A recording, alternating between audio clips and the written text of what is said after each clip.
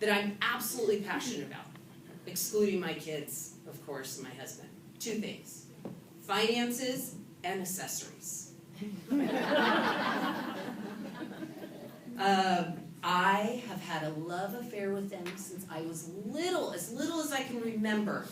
And I remember at 5, I got my first tote, ladies, my first tote. And it was my dad's banking bag, because we had Western stores and a restaurant. And you remember the good old days, those bags people used to take their money to the bank? So we had an extra one, which I wanted so bad. And it had Bank of America across it. I was so happy. And I filled it with a calculator and a whole bunch of change. And my dad gave me an old check register. And this is so embarrassing, but my mom made me a desk out of an old cardboard box that jeans came in for our Western store. And while all my siblings and cousins were out in the back playing, I was at the desk calculating. I was so happy with my tote and I was calculating. I was in heaven. So there is no surprise that today I'm a financial planner. God put me in the exact place I was supposed to be. I absolutely love being a financial planner. And there was no way I was going to write a book without discussing how important it is to empower yourself financially as a woman. And so many women turn to their husbands and say, you handle it. You go see Michelle. So many women come into men come in without their wives, and it kills me. I had a girlfriend, actually, Natalie Worth, who's president of the pair. She was reading all my chapters after I wrote them. And we got to this one, and she calls me. Normally, she's like, I love it. She got to the finance chapter. She goes, oh, it's so boring. And I said, what do you want me to do? Put some sex quotes in the finance? What do you want me to do? She's like, oh, I don't know. And this is what I hear is, I know finances, it's not sexy, it's not attractive, it's not fun to talk about. I know that. Unless you have great passion and you're a kind of geek like me, you don't want to be sitting and calculating all day. But let me share with you some crazy stats. Over the next decade, women will control the wealth in the U.S. Is that pretty awesome? I know. Yeah. But here's the kicker. 80 to 90% of you will control your finances due to death or divorce. 80 to 90% of you. So we're controlling the wealth, 80 to 90% of you, but only 2 in 10 of you feel prepared to make financial decisions. That stat kills me. Absolutely kills me. 2 in 10. And it's true. I see it every day in my office. 2 in 10. So we need to change that. And I know it's not uncommon for women to really turn to their husbands, but or even single women to say, I'm going to put that on my back burner because I don't want to deal with that. But there are 3 things, 3 simple tips. You do these 3 tips, you will be financially empowered and you will feel financial balance, which causes so much stress with folks. 3 simple tips. Number 1, you have to understand your living expenses, and I call it cash flow. What's coming in? What's going out? Do you know that many families spend every penny that comes in? Every penny. Every penny. But get ready, ladies. A whopping 85% of the purchases that are made in a home are done by a woman. So ladies, think about that. We are making 85% of we are the decision makers of what we do with our money, but yet we have no clue where it's going. So if there's nothing else, put a microscope under where are my expenses, what are my expenses, what's going out, what's coming in. Number 2, you have to have a clear financial plan. You have to know in your mind, what is my bucket for emergency reserves? How much do I need there? What is my bucket for retirement? What date is Michelle going to let me retire? I love all my clients here there. I'm trying not to look at them right now because they're what date do I get to retire? How much do I need for college? How much do I need over here? Think of it like buckets. You've got to know those buckets. If your husband handles all this, fabulous, but I want you to fiscally know what's going on under your own roof. Just say, honey, I'm going to start going to that appointment with the financial planner. I'm going to start going to go see the CPA. I'm going to start going to the estate planner. You're going to start soaking in this information. And the first few meetings, none of it will make sense. But as you continue, you will start understanding. You will have a clear financial plan. It'll make more sense to you. Because remember, you're going to control the wealth and you're going to control your finances. And then finally, you need to organize all of your financial, estate, and personal affairs in one location. So here's what I ask, and I've been asking my clients now for 2 decades. If something happened to you today, and I know this is morbid, if something happened to you today, if you got sick, if you passed away, do you have everything in one binder? One, that's good. If something happened to you today, could your spouse pick up that binder and fully understand everything? Or if me, let's say my husband and I pass away, could my mother-in-law pick up that binder and say, here is everything. I know Michelle's safe code, I know the kids' school, I know this is their personal, here's all their passwords, I gotta shut down all their social media, here's all their insurance, here's who their attorney is, who's their gardener. I mean, there's so much that what I am seeing is devastation today when people pass away. It's not like 20 years ago when we didn't have technology. Because, it was all in the filing cabinet. Which my dad is older and still all in the filing cabinet. You go to the one filing cabinet. It's there. Now, today, we have everything on the internet. Some of you have stuff in a safe deposit box. Some of you have stuff in a safe, which no one has a safe code. Who knows who your gardener is? Who knows who your pool guy is? I mean, there is stuff everywhere. And so what's happened is I just got tired of hearing my clients say, no, I don't have one. It'd sure be nice if you created one, though. So I created one, and it's the Everything Binder. It's also done extraordinary. It's on the Amazon bestsellers list. There's nothing out there like it at this point, so I'm ecstatic because it's needed. And I don't care if you use mine. I don't care. Just get organized in one spot. Get organized. Don't be overwhelmed, though. Don't look at it as like this daunting thing.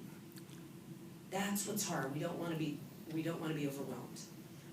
Final step number 7, which is passing down balance to our children, passing down balance to our daughters. I have daughters, so it's passing down to them. Before I made this lifestyle change a decade ago, I would come home, and I was going 100 miles an hour. I was like Black Stallion. So I would come home, and my house was very peaceful. I still have the same babysitter. She's a very peaceful woman, barely makes a peep, which is great next to my daughter, remember, who is so loud. But anyway, I'd come home, and I'd be frazzled, I'd be stressed, but of course I tried to, you put on the, okay, I'm happy, Mom, calm, Mom. So I grabbed my baby, and of course I missed her, and I wanted to hug and kiss her, and within like 15 minutes, she was cranky, crying, and it was horrible. That first year was horrible, because I just didn't understand, why was she so cranky and colicky and mad all the time? Well, hello, she was copying exactly what I was feeling. They say kids feel. She was copying exactly what I was an out-of-balanced woman. And Dr. Oz makes this great quote about children are going to treat themselves the way you treat yourself. If you don't take care of yourself when they become your age, they're going to do exactly what you're doing, right? We're their role models. So do you feel today that you are creating this balanced example for your children? For grandmothers, aunts, mothers in this room, are you trying to leave that legacy? We all grew up, I think most of us grew up without Pinterest, Facebook, all this stuff. We had to go out and catch butterflies. And so today, these kids are growing up with a whole different ball game. I love when my kids go to my mother-in-law's because they come home and they say, we watched, Snow White or something. I'm like, Snow White? I haven't seen that in like 25 years, or some, and so I challenge you that we really need to watch what the digital age is doing to this generation. It's stealing our kids away so fast. And it's our job to create boundaries. Not just parents. You know, there's lots of grandparents in the room here tonight, aunts in the room. When you're babysitting those kids, go out and catch a butterfly. No technology. I love it when my kids say, I'm bored. I'm bored. Great. That means they've slowed down enough to feel what it's like. Which it takes a long time for them to slow down and feel bored. Let your kids be bored. Let your family members be bored. So, yes, I know all of these steps in conclusion. I will not whitewash. These steps will not be easy. Remember I said you're going to have to fight for them. Much of it will not be fun, but the rewards will be great. I guarantee there will be times you're going to backpedal and you will be cussing me out. It's like, why am I doing this?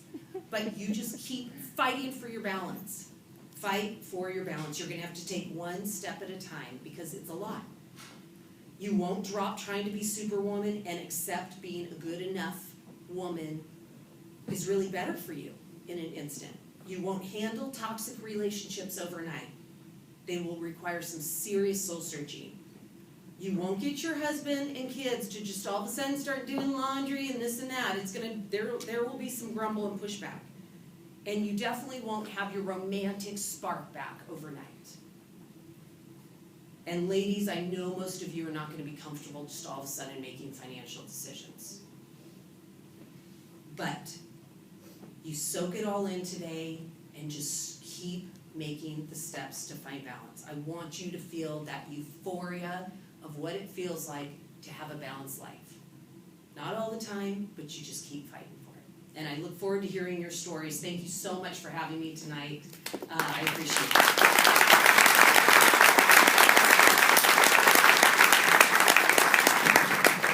Oh, am I supposed to ask questions? Yeah, Oh, yes. Does anybody have any questions? And Terry, why don't you come up, and we're going to have Terry Hawk from What's for Work come up and kind of moderate some questions with Michelle. So, all right, do we have any questions in the house? Hopefully they're not overwhelmed. You mentioned about releasing control, and I think it's difficult as a woman when, we always want to be in control of the children and everything else. So one of the things that I release control of is I let my husband do the financial end of things, paying the bills and all that. Although I know what the finances are, I let him do that. And there are times when he does things or pays things differently than I would, or pay attention to different things that I feel is important. So my question to you is, you talked about not micromanaging in the kitchen. How is that fine line that you're walking when it comes to the finances? Good question. Yeah, that's a good one. So, and I actually I had a woman call me today just on the same issue. Her husband's overly controlling, and she's fighting for some financial empowerment, and there's pushback.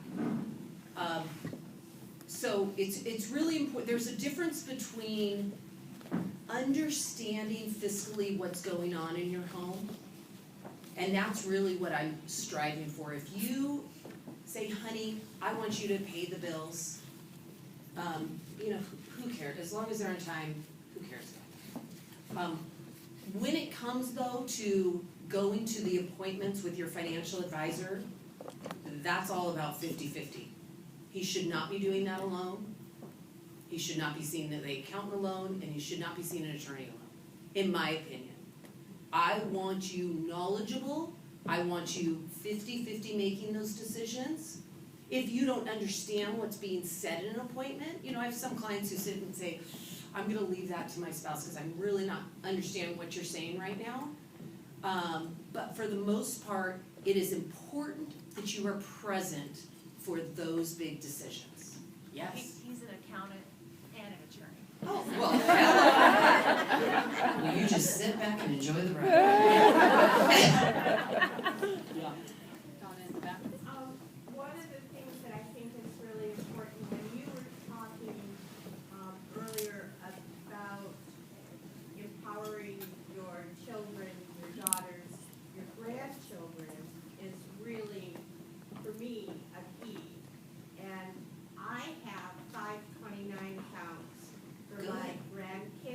that's great.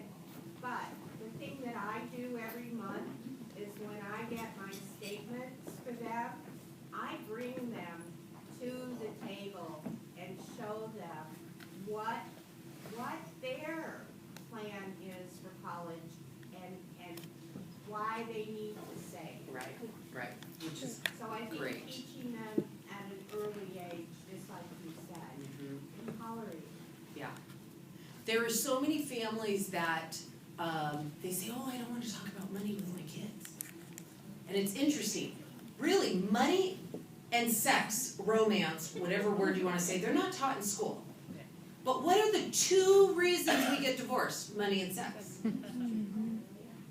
Those are the two top reasons. And it's very unfortunate because I tell grandparents that come into my office who they're generously saving every month in 529 accounts, that it is important, and it's important for parents in this room. You communicate and talk money. You don't need to say, my house is worth $1.6 million. You don't need to get to that detail. I have $935,000 in my retirement. No. But what you need to do is you need to talk money. And especially 529 accounts. This is what Grandma has saved for you. You better figure out what else you're going to do, because I'm not paying for the whole thing. Or here's what I have. Communicate. Teach your children about money. Again, we are the role models. They're not learning money in school. So you're sending your child off into this world and just expecting them to understand about money. A lot of parents they think it's taboo. So it's great to spend time. You don't have to give them the specifics of dollar amounts, but talk about it. Definitely talk about it. It's a great question. Linda has a question.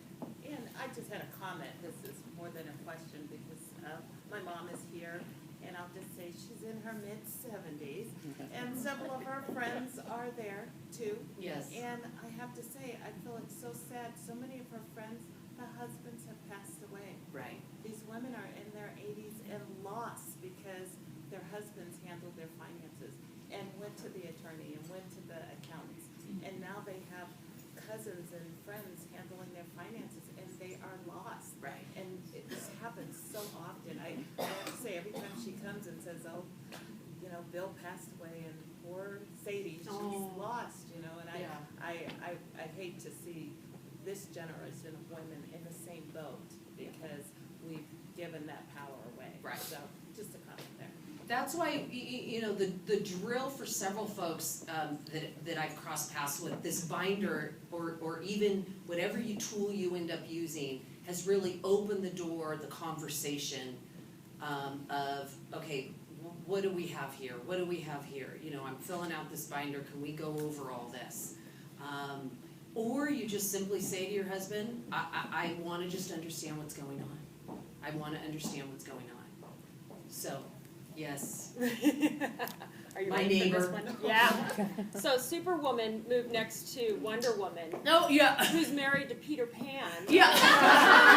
So I'm waiting for the next book because That's a great title. and screaming, you know him. He doesn't want to look at any of the finances. We've Yeah. got the opposite house. Yeah. So he doesn't want to look at it at all. So And I that's- keep going. I gotta ask Michelle. I tell you this all the time. How are you gonna fix? And you know him. So how are you gonna Yeah. fix? What would be your first bit of advice? Obviously he is, he's doing a very good job of tuning out because you've done such a great job of handling everything. Right. And so many women do such great jobs at so many things that it's like, well, I'm not gonna deal with that. She's doing a great job. But that's where you need to say either once a quarter or once every 6 months, and you put it on like a date night. And maybe you go downtown and you take the binder and you don't say, oh, here, let's go over a whole financial plan. Don't overwhelm him. There needs to be maybe a 30-minute, we're gonna talk about this. Yeah. And it's an education. It has to be an education process, and it has to be because you're saying this is for his benefit. Well, I think the toughest part is that I do that, but then I have to do it over Oh, and yeah. over and over. Oh, yeah. And I guess it's that fighting. You finally get to a point of like, oh my God, I'm still I'm driving that bus. Right. So when do you see it turn? That probably won't happen. With Peter Pan. You know, and that's where ultimately you are gifted in that area. You've done a great job in that area. So all we need to do, you know, so for in Jeff's scenario, he just fiscally needs to understand what's happening under your own roof. That's the bottom line. You know, so you fiscally have to understand what's going on. You're not saying take over the finances. You just want him to know it enough in case something happens, Right. right? So it's an education process. Maybe. Oh, take over. I'm tired of paying the bills. I may not live next door to you anymore. Yeah. But Oh, yes. Just another comment. Personally, I think all of us women are here in the room as support and being strong-powered and strong-willed. Personally, I think this book should be bought, and all the men in the family should read the book first. Oh. And then the women, and I'm talking from sons to daughters yeah. and things like that, so they understand it, because the younger generation really needs to understand it. You have younger kids. What about the women that have all of a sudden empty nesters, and who is this guy? Right, You know, right. I know what he's doing. I'm here to support everything he does. He's here to support everything I do. But now, do we support our kids, or we just let go? I mean, that's another one. Yeah. No, that's Empty great, nesters. great comment. Second one. I had a friend this weekend that we went away with, and she just had to go back to work because of financial reasons. And the husband pulled me aside and he said, I bought your book. I read the whole thing because I knew she was going back to work. And I loved your book. And then Elaine, later that weekend said to me, it's so odd. He's like cooking dinner, doing laundry. I mean, it's the weirdest thing. I'm like, did you know he read the book? Oh, this totally makes sense now. You know, so yeah. I mean, the book is it's such a quick read that if your husband is motivated and wants to read it, that'd be wonderful. But just getting him to read that romance chapter, I think, will be great. Maybe start there. There's one more comment. Yes. I was looking through what I bought, and I would just suggest to people, this is an excellent gift to give somebody. Somebody yes. you really care about, and especially for me, I already did a binder because I'm a binder queen. But I've kind of done what you've done, but my daughter, who is in her 30s, needs to have this kind of guidance other than me telling her. She needs to read all of it, Yeah. so I bought it all for her. Oh, thank you. Thank you. So I have one more. Yes. I just want to tell you that I bought the binder and I brought it home, and my 23-year-old daughter has just started working as a registered nurse, so she's making significant money. And she picked up the book and she goes, thank you, because she needed all of it. And I said, well, that's for me. And she looked at it and she goes, well, we'll see about that. She comes back and she goes, you know, Mom, I want one too, but it's more important because if something happens to you and Dad, I need to know what to do. So you guys start first. But just to tell you the power of that binder, having a 23-year-old picking it up and saying thank you. Yeah. So thank you. Thank you. Great. Thank you, Michelle. Thank you, ladies.